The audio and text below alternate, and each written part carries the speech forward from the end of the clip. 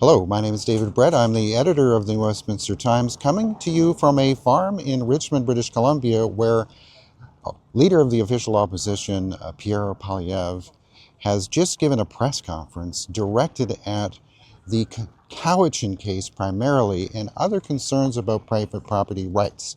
It's a large assembly of media that were here.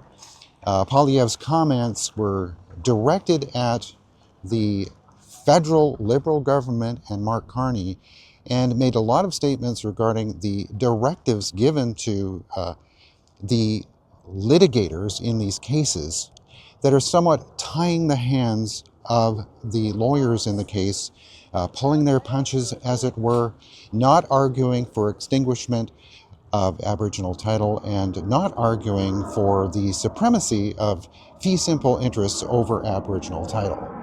So he's calling on Mark Carney to rescind that directive to their legal teams.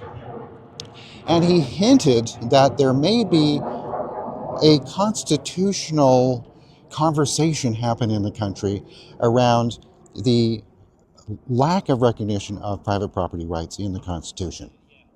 So he talked about the concern and the overarching concern about British Columbia residents and the various different land claims, the Musqueam Agreement, the Kamloops land claim, and other claims that are working through the courts.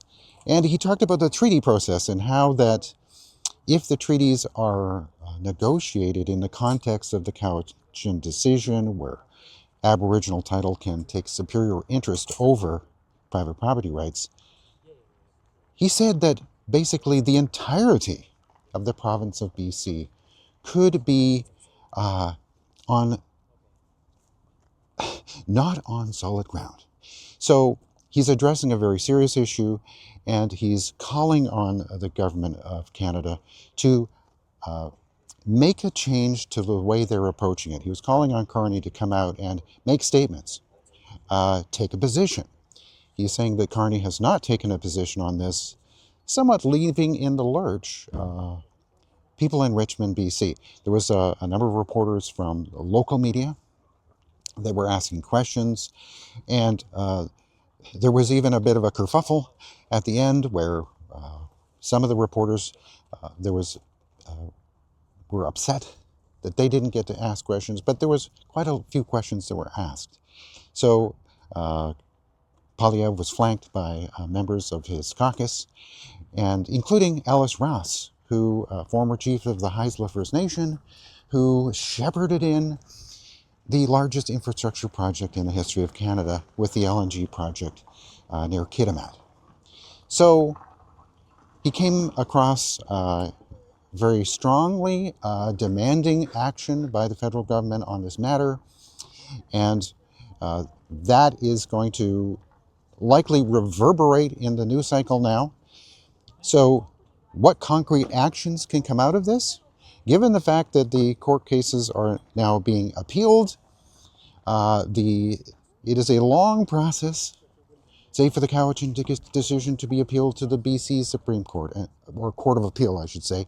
And then if that success is not found there, they will then have to take it to the Supreme Court of Canada.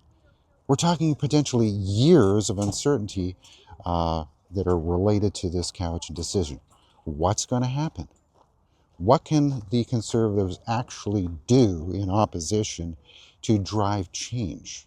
So I think that's why he was here in Richmond today, to sort of create a loud voice to call on the federal government. Of course, he was not addressing the provincial government.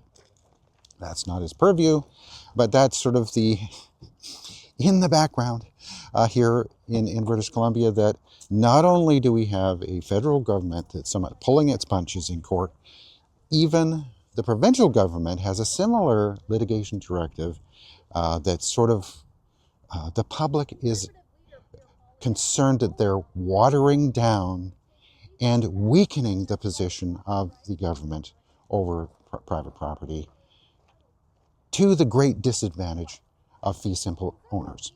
So that's what happened today. And My name is David Brett, and we'll be bringing you more on this in the days to come. I thank you for watching. If you enjoy our journalism, please visit newwesttimes.com and subscribe to our newsletter.